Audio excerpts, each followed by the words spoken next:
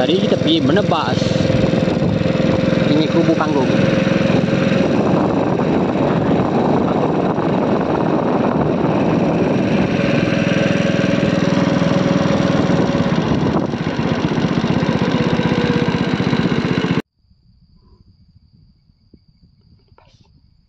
Menebas.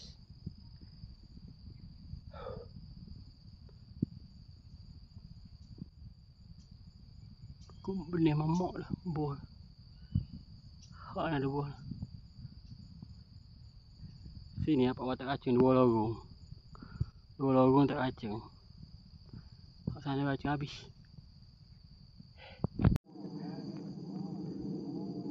Ni pokok bakar mamok rasa kecil molek batai dia ni.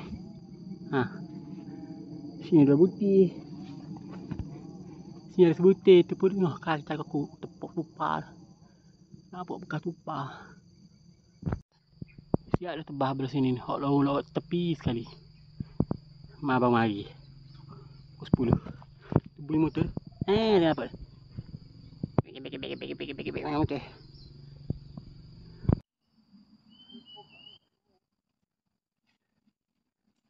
Mendebas.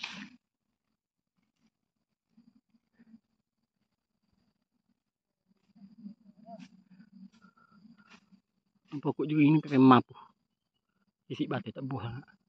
Hak ni tinggal ni.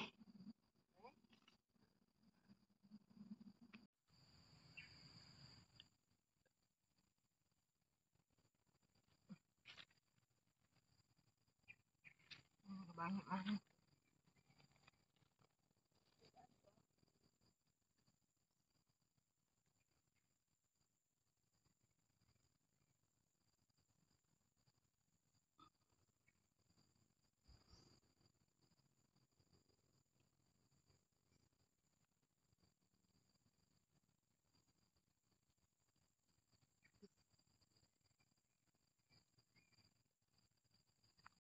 Lulus sah.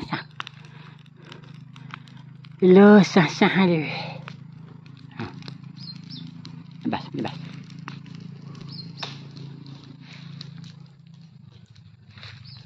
Ni palung nak mula. Ni rupa-rupa tak apa. Pokok apa ni? Pokok apa terbang dengan pokok duduk. Maksudnya lebih ke 20 hari dah.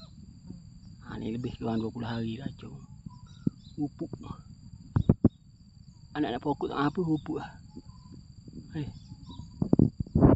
Rupuk saja mati, anak pokok tak mati.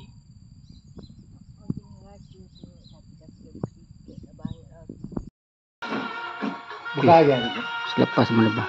Dah lain yang bergaya. Ubak kau ni ubak